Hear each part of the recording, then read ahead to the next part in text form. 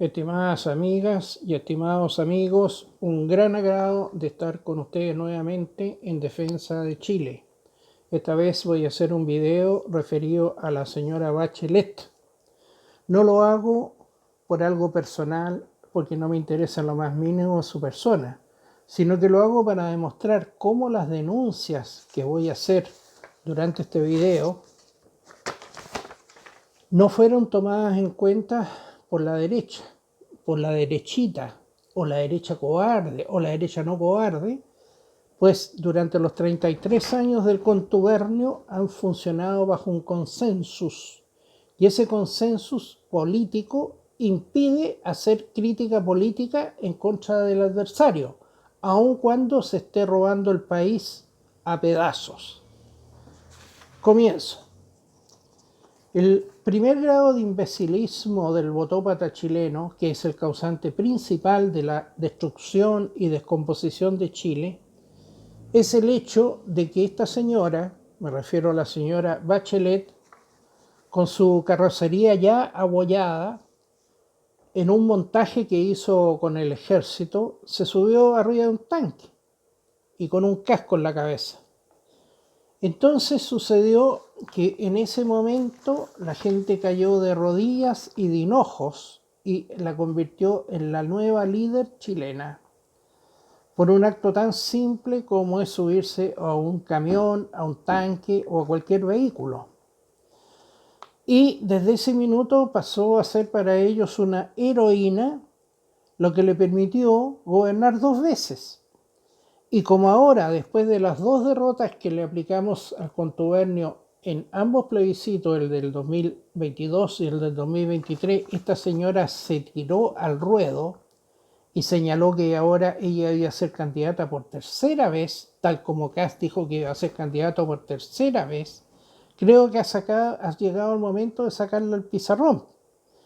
Resulta hasta ridículo que ahora que su carrocería está más bien para un cementerio de automóviles, pretenda ir por tercera vez a la presidencia como si ella no fuera responsable de todo lo que voy a denunciar. Por eso les digo, la culpa principal de la destrucción, de la descomposición de Chile, más que de los políticos, es de los botópatas. Han ideado una forma que no existe en ningún país, que es la veneración a sus líderes. Y curiosamente, después que eligieron 2 veces a esta señora, eligieron 2 veces a Piñera. O sea, ¿quién fue el que se traspasó o se trasladó de un lado al otro y del otro lado al primero para darle mayoría a uno y a otro en forma sucesiva? Eso se los dejo para que ustedes lo analicen. La señora Bachelet se especializó en varias características muy singulares. Ella tiene 3 amigas del alma. Estas señoras, durante el periodo en que ella no está en el gobierno, no tienen ingresos, o si tienen ingresos, tienen ingresos exiguos. Pero cada vez que ella asume en el gobierno, las nombra en cargos importantísimos, no sé en pago de qué, y que ganan más de 10 millones mensuales. Una de ellas es la señora Estela Ortiz, que también recibió dinero de Soquimich en su oportunidad, siendo que ella es comunista e hija de comunista. Y esta señora estuvo en distintos cargos del gobierno de la señora Bachelet, e incluso en una de ellas fue denunciada porque estaba recibiendo 3 millones de pesos mensuales más de lo que le correspondía por su cargo.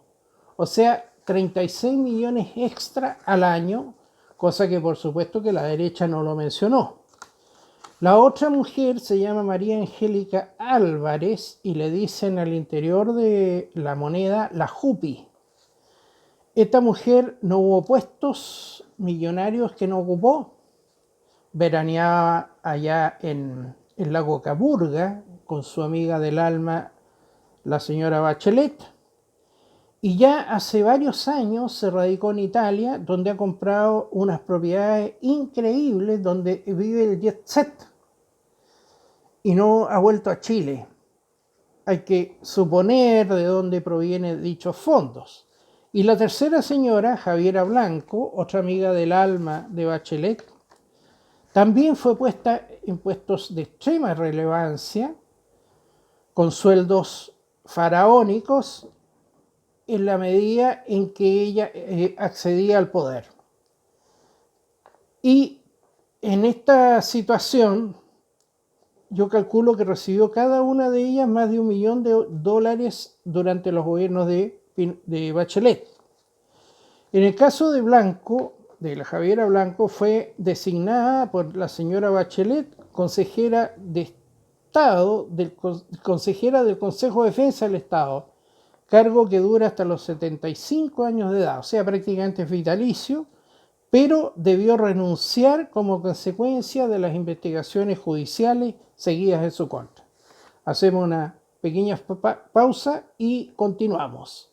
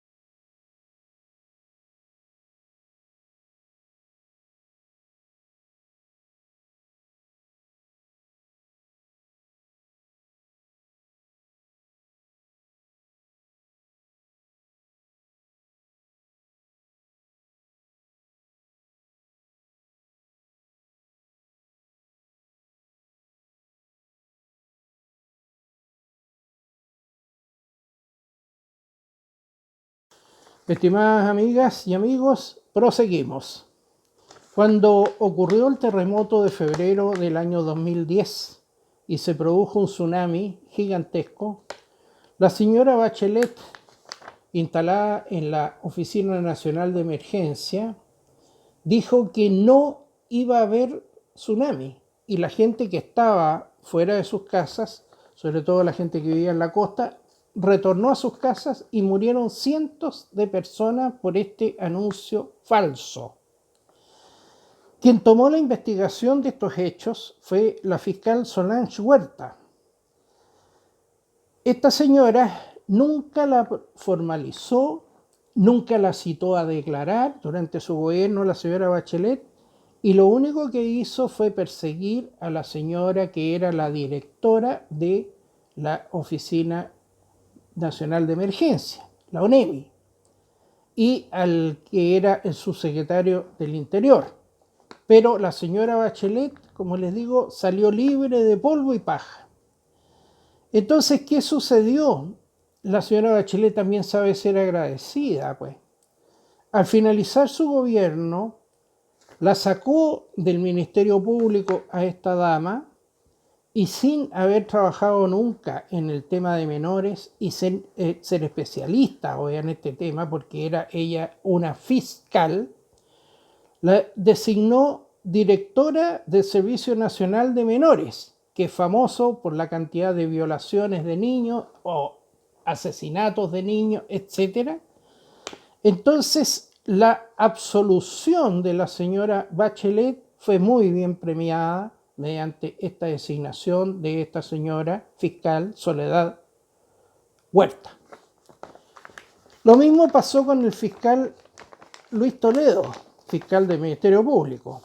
Cuando Luksic, en una reunión con el hijo de la Bachelet, Sebastián Dávalos, y la esposa del hijo, Natalia Compañón, o sea, nuera de la Bachelet, con el hombre más rico de Chile, Andrónico Luksic, sin que tuvieran una sola garantía, les entregó 10.000 millones de pesos para que compraran un terreno en Machalí, que después terminó en un juicio mayor porque todo eso era un fraude.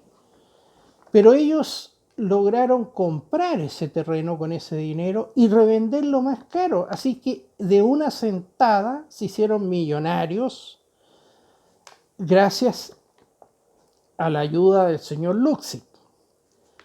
Entonces el señor fiscal Luis Toledo de nuevo se frenó, pues, puso el freno de mano, jamás formalizó al señor Dávalos, hijo de la Bachelet, o a la señora Compañón, nuera de Bachelet. Y como todas estas personas reciben un premio al final, resulta que en la última etapa de su gobierno, la señora Bachelet designó al fiscal Luis Toledo notario de la ciudad de San Fernando. Todos sabemos en Chile los millones que implica ser notario de una ciudad. Pero como fue tan tardíamente, se terminó su gobierno y asumió el gobierno de Piñera. Y cuando se encontraron en el Ministerio de Justicia con este decreto de nombramiento, lo echaron abajo. Así que solamente por eso el señor fiscal Luis Toledo no pudo recibir su premio por los servicios prestados a la familia Bachelet. Hacemos una breve pausa y continuamos.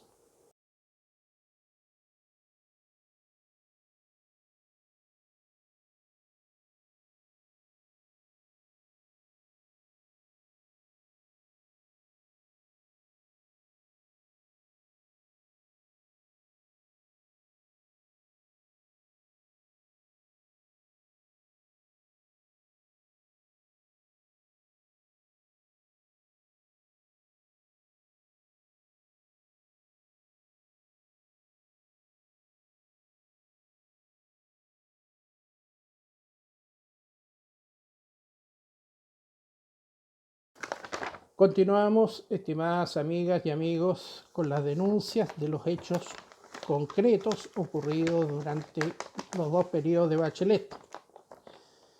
La noche anterior al cambio de mando presidencial del año 2018, cuando iba a ser traspasada la banda presidencial de la señora Bachelet a Sebastián Piñera, ocurrió algo inédito.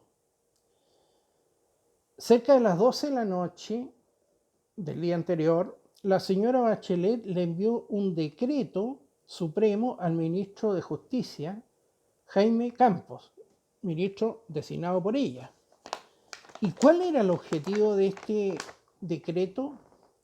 Era que en esa misma noche el ministro Jaime Campos procediera a cerrar el penal de Punta Peuco, donde cumplen condena cientos y cientos de militares, algunos con más de 90 años, y que esa misma noche fueran trasladados al penal Colina 1, que es para delincuencia común y para los criminales más grandes de Chile. ¿Cuál era el objetivo? Arruinar totalmente el traspaso del mando y la asunción del mando de Piñera y, por supuesto, infligirle una humillación al ejército y a los uniformados. Pero como hay gente decente, Jaime Campos, que es un hombre decente y al cual lo conozco personalmente, se negó a firmar este decreto porque entendió muy bien que este era un objetivo político maquiavélico, no era un objetivo jurídico. Y como ya no había tiempo para que la señora Bachelet lo destituyera y designara a otro ministro, el penal Punta Peuco quedó funcionando y los militares cumpliendo la condena a otro. Esto demuestra a las claras cuál es la calidad de persona que es la señora Bachelet y cómo utiliza incluso los organismos del Estado para ejecutar actos de venganza o de rencor. Junto con ello, o antes de ello, le encargó a el jovencito de la película, que el propio hijo de la Bachelet, Sebastián Dávalos, no lo podía ver, que después lo nombró ministro del Interior, Rodrigo Peña y Lillo, al que le puso el apodo del galán rural, porque era un tipo de no sé qué ciudad del sur. Resulta que estos jovencitos también tienen derecho a recibir dinero, pues. Y como estaban fuera del gobierno en ese momento, inventaron una macana que le llamaron la pre-campaña. Y como necesitaban que estos jóvenes que iban a trabajar para forjar la candidatura de la señora Bachelet tuvieran ingresos, entonces generaron una máquina para que estos operadores políticos pudieran recibir un sueldo todos los meses sin hacer nada, a la espera de que la señora llegara al poder y los designara en los cargos respectivos. Entonces recibían de las empresas, obviamente empresas corruptas, que lo que estaban haciendo en el fondo era un pago anticipado de favores, y eran justificadas a través de facturas y boletas falsas emitidas por un pobre individuo que se llamaba Giorgio Martelli, que tenía una empresita así, pero tenía factura y boleta. Entonces a él lo tenían como el boletero oficial, siendo que en su vida él había manejado, no sé, más de 1 millón de pesos. Así que recibían donaciones, me imagino también de Luxi y de Angelini y de Julio Ponce Lerú, estoy especulando, y entonces pasaban hacia la caja que tenía la pre-campaña dirigida por Rodrigo Peña y Lillo, mediante esta entrega de boletas y facturas ideológicamente falsas por Jordi Martelli. Cuando se destapó este caso, la señora fue muy rápida en sus decisiones. Pues. Ya estaba en el poder y Rodrigo Peñalillo era su brazo derecho, era el ministro de Interior, le pidió la renuncia. Y de ahí ese tipo murió definitivamente en la parte política, no apareció más. Y ya me imagino cómo todavía se sentirá dolido si él había sido, digamos, el tapado. Y dejó caer a Martelli. Martelli, que era un don nadie, al final fue el que pagó todas las culpas de esta jugarreta. Hacemos una pequeña pausa y continuamos.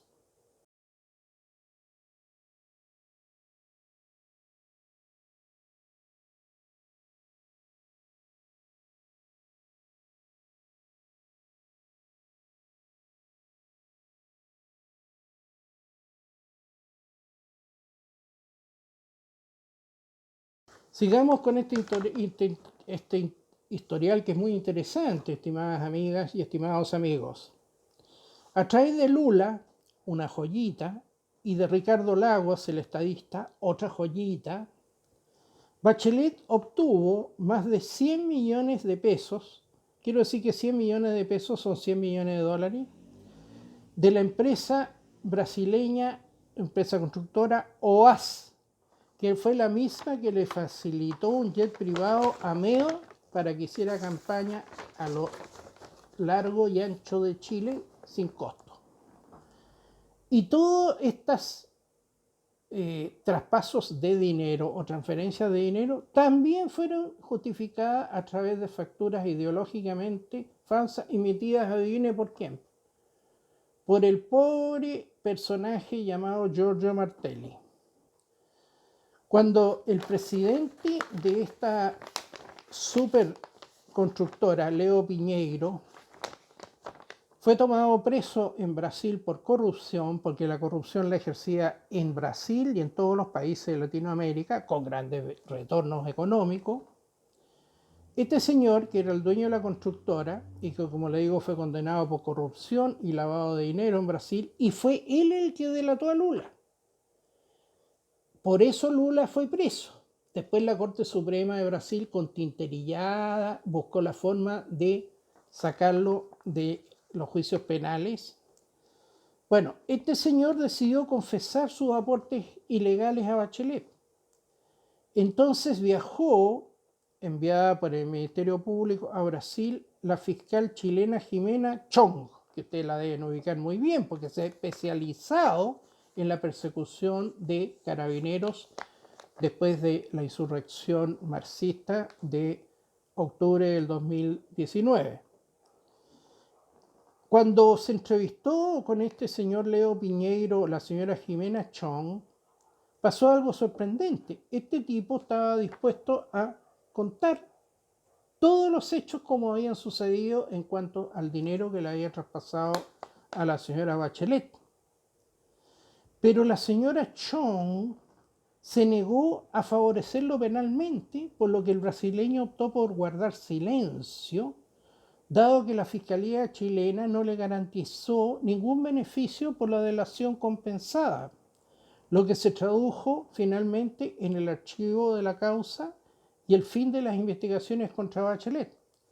O sea, si había un procedimiento más hábil para sacar a Bachelet de esta acusación y de estos hechos, era precisamente llegar a Brasil y en vez de llegar a un acuerdo con el imputado que iba a confesar, ponerle la pistola al pecho y decirle, mire señor, confiese y yo lo proceso inmediatamente y por el máximo de la pena legal. Otro caso de los que les estoy mencionando. Ahora vamos al caso del Servicio de Impuesto Interno. Cuando se destapó finalmente la máquina de robar que tenían todos los políticos junto con los más grandes empresarios, que los empresarios les entregaban dinero y ellos justificaban con boletas y facturas ideológicamente falsas, incluso de las esposas, de las amantes, de las cuñadas, a quien fuera que podían agarrar para que entregara una factura o una boleta a estas empresas, ahí estaban. Ese dinero obviamente que iba en primer lugar al bolsillo de los políticos, pues, de derecha y de izquierda, y tangencialmente para hacer campañas. ¿Qué es lo que sucedió? Que en ese momento todo esto constituía delitos tributarios. Falsificación de factura es un delito tributario, falsificación de boletas también lo es. Pero resulta que el Código Tributario establece que solamente se puede seguir un juicio tributario por el Servicio de Impuestos Internos siempre y cuando el Servicio de Impuestos Internos se querelle en contra de esa persona en forma nominativa.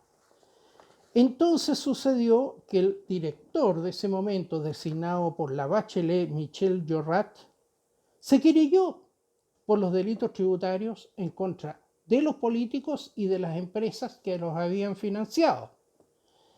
Y ahí se armó el guirigay porque el famoso Peña y Lillo lo mandó llamar a su oficina del Ministerio del Interior y le reprendió severamente que por qué él estaba haciendo esto. Así que lo echaron del cargo y pusieron a un pachucho que no solamente no se querelló en contra de ningún político ni de ningún empresario, sino que presentaba escritos que decían expresamente que no iba dirigido en contra de ninguna persona y que se tuviera presente de que el Ministerio Público no podía investigar a nadie en la medida en que Impuestos Internos no se había querellado nominativamente en contra de la persona. Incluso el anterior fiscal nacional del Ministerio Público, Piedrabuena, dijo, bueno, este tema tiene que ser resuelto por el Tribunal Constitucional, pues entonces tiene que recurrir el Ministerio Público y decir qué ley prima, el Código Tributario que reduce el ejercicio de la acción penal a el Servicio de Impuestos Internos o las normas que están en la Constitución que dicen que quien es el titular de la acción penal es el Ministerio Público. Por supuesto que nadie lo hizo, pues. En ese tiempo estaba de director del Ministerio Público ese árabe o turco de apellido Chaguán. Así que entre esta martingala salió toda la clase política y la clase empresarial libre y absueltos durante el gobierno de la Bachelet, y los únicos que resultaron perjudicados fueron, como le digo, el director del Servicio de Impuestos Internos, Michel Jorrat, y el que era el director jurídico del Servicio de Impuestos Internos. Hacemos una pausa y continuamos.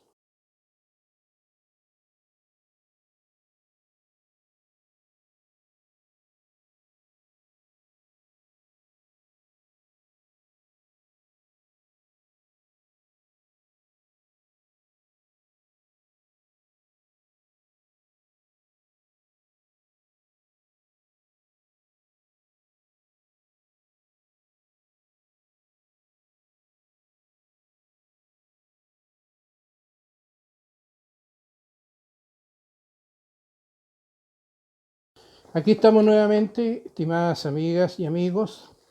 Una persona que actúa de este modo, independientemente de quién sea, demuestra que es un ser que es un prototipo de fingimiento o de fingidor.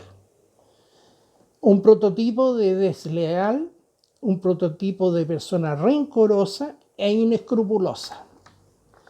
Pero la derecha neoliberal fue cómplice activa en todo esto, pues, porque jamás durante los 33 años ha denunciado estos hechos, ni ninguno de los otros hechos de la misma envergadura o de la misma estirpe cometidos por los gobiernos de la izquierda.